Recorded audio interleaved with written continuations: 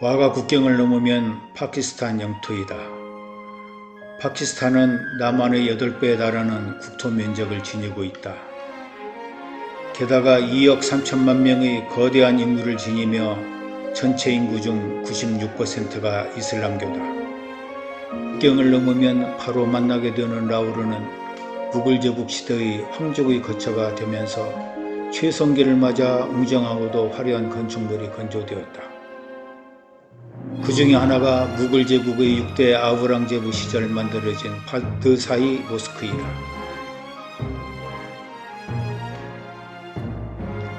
이 모스크는 당시 최대의 사원으로 라오르를 상징하는 가장 유명한 랜드마크이자 주요 관광지이다. 또 하나 빼놓을 수 없는 곳이 라오르 박물관이다. 1864년 영국 통치 기간에 세워진 라오르 국립박물관은 이 지방의 문화유산 중 뛰어난 종교 예술품들과 함께 진열되어 있다. 전라도 영광에 있는 불교 유적지에 이 지방에서 온 간달의 양식의 불교 예술품들을 전시해 놓고 있지만 이곳은 붓다의 고행상 등 뛰어난 예술적 작품들과 함께 전시품의 규모에 있어서도 대단한 박물관이다.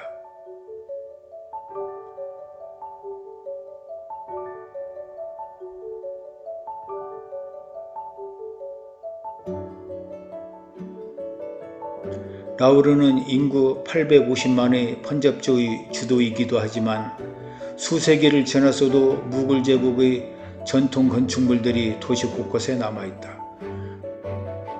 그래서 수많은 무굴식의 사원들과 전통적인 이슬람 문화를 엿볼 수 있다. 그 중에서 빼놓을 수 없는 곳이 라오르 포트다.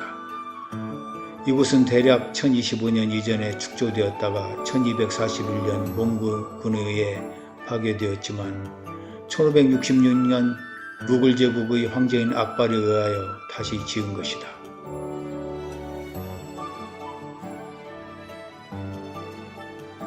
살리마르 정원을 비롯한 여러 정원들과 함께 거울의 궁전, 90만 개의 보석으로 수를 놓았다는 라울 럭키의 방, 은으로 만든 방 등 화려함이 눈길을 끈다. 게다가 권력과 특권을 나타내기 위해 황제들의 기념비가 있고 코끼리가 지나갈 수 있을 정도의 넓은 문으로 규모가 크고 웅장하다.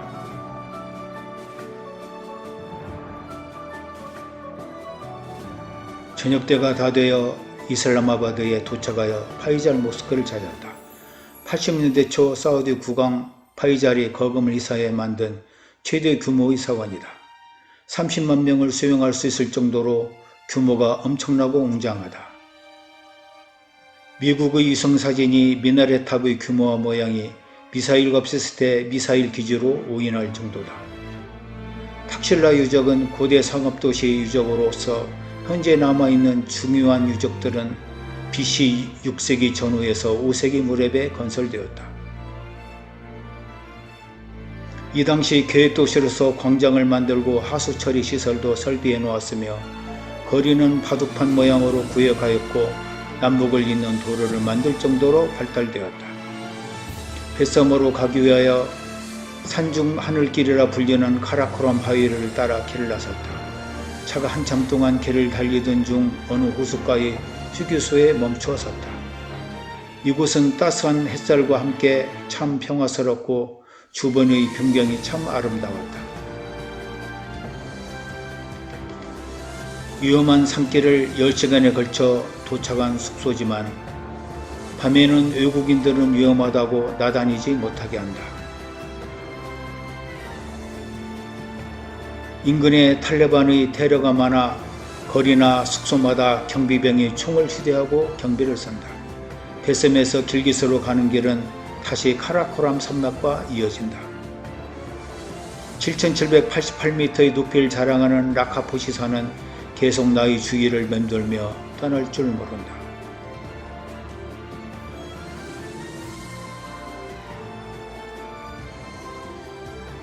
길은 아주 험하고 대부분 비포장인데다 부러진 곳을 치우는 곳이 많아 중간에 내려 쉬는 일이 많아졌다.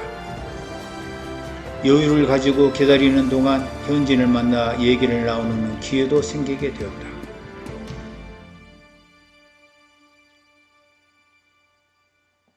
이 길을 따라 가노라면 대부분 황량하고 쓸쓸한 모습들을 보여주게 된다.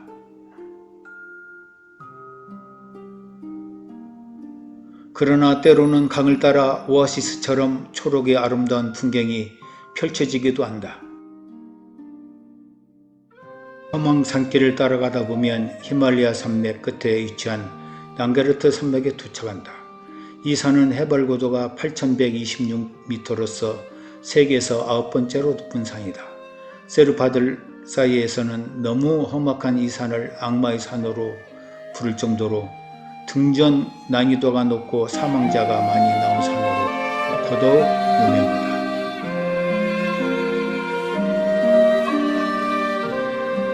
여기서부터는 멀리 힌두쿠시 산맥과 카라코람 산맥, 히말라야 산맥이 연달아 가로 놓여져 있고 K2 봉이 저 멀리 보인다.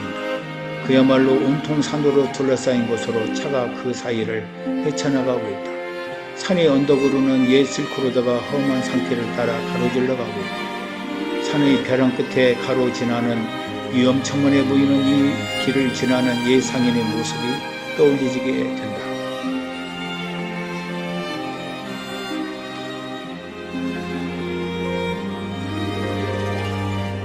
어느덧 또 다른 높은 산 라카포시에 가까워지고 있다. 라카포시는 길기트시에서 북쪽으로 약 100km 떨어진 곳에 있다.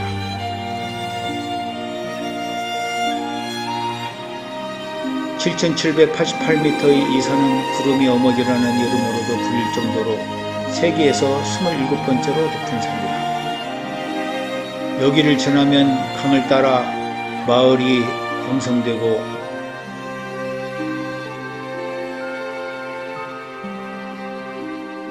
산 중턱에 농사를 짓는 모습이 보이기 시작하는 걸 보니 오늘의 목적지 길깃에 다 온 것 같다.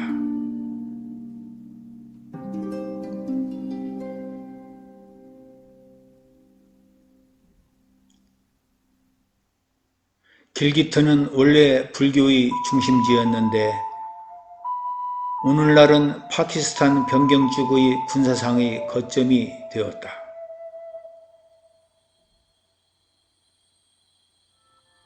북쪽은 다림분지, 서쪽은 아프가니스탄, 동쪽은 티베트, 남쪽은 인더스 유역과 연결되어 고대부터 교통의 요충지 역할을 하였던 곳이다.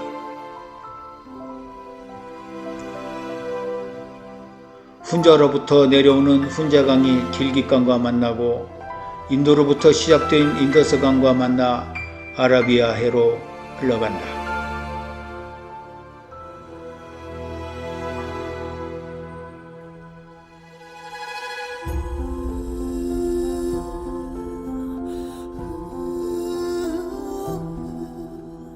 길깃에서 설탕과 살구 체리로 유명한 세계 최장수 마을 훈자로 떠나간다.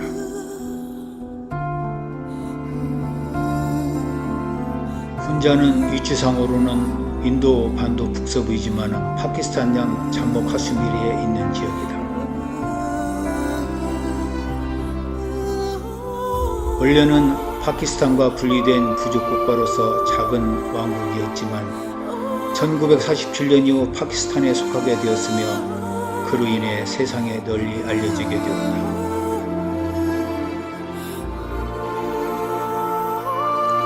(160세) 노인이 살았다는 장수마을 훈자에 도착하였다.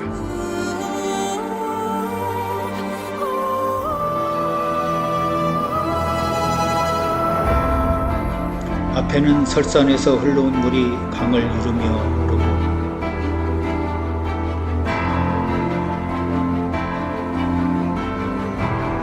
물이 흐르는 계곡을 따라 험한 산기타를 40여 분 정도 흥겹게 오르다 보면 놀랍게도 이곳에도 사람이 살고 있는 파란한 마을이 나타납니다. 주변에는 6,000m 이상의 높은 산으로 둘러싸인 곳에 위치한 마을에 도착한 것이다. 아이들이 우르르 몰려와 반갑고 신기해하면서 수줍게 볼펜을 달라고도 한다. 이곳은 비교적 온화하고 건조한 편이어서 경사지를 이용하여 벼, 밀 등을 재배하는데 갖가지 야채며 호두나무를 비롯한 여러 종류의 과일나무들도 보인다. 7살쯤 되어 보이는 아이가 조랑말을 타고 능숙하게 밭을 일구기도 한다. 뒤로는 아름다운 울트라 피크의 하얀 설산이 보이고 내내 여러 새하얀 고봉이 병풍처럼 둘러싸인 곳이다.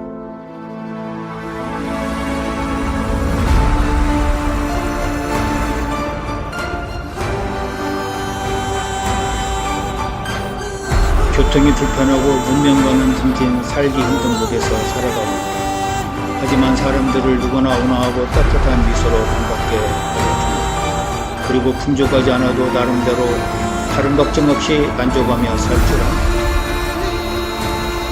그래서 어느 곳보다도 평화롭고 행복한 마을로 보인다. 장수마을로 알려진 훈자는 실제로 4만 명의 인구 중에서 100세 이상이 10여 명에 이른다. 그리고 90세 이상이 100여 명일 정도로 주민들의 평균 연령이 된다. 그래서 3대 장수마을이라고도 한다.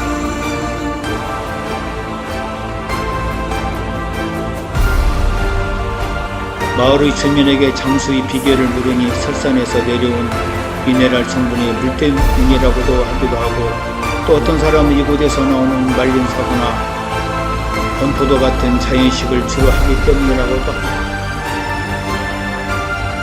나는 그 이유를 마을의 뒷산이 높은 곳으로 올라가 주변 환경에서 찾는 게 옳다고 생각했다.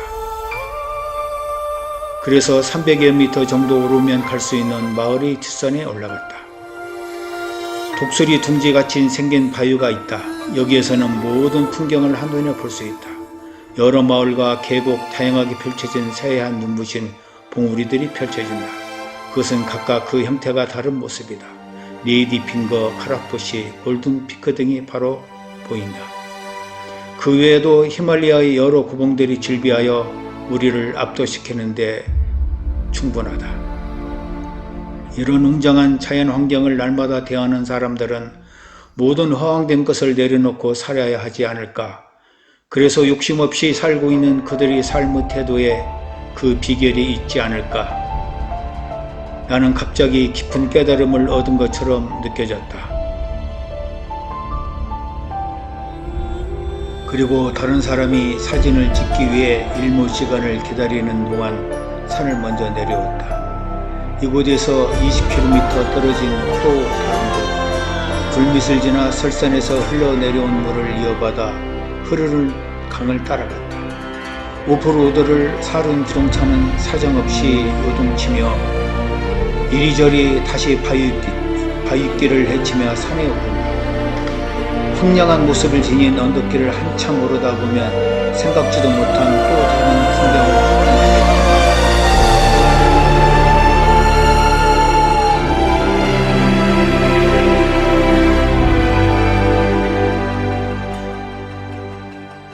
여기에도 목축을 하며 사는 사람들이 있고, 이런 고산지대의 풍경 속에 숨겨진 신비한 호수를 찾을 수 있다.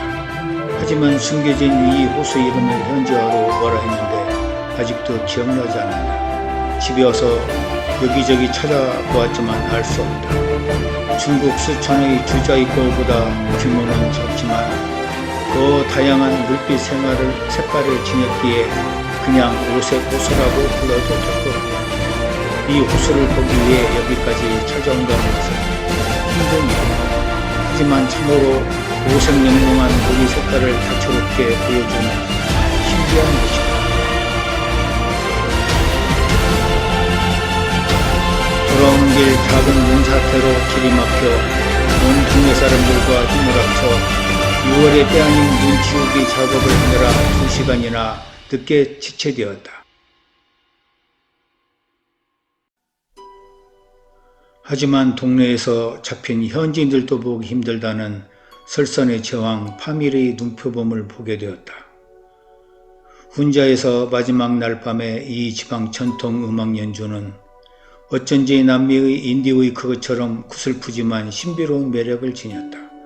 그냥 앉아서 멍하게 먼 산 바라보기 좋았던 이곳을 떠나 오늘은 다른 곳으로 이동하게 된다. 다시 카라코람 계곡을 따라 소스트로 이동하게 되는데 카라로시의 불교 유적지를 만나 잠시 머무르게 되었다.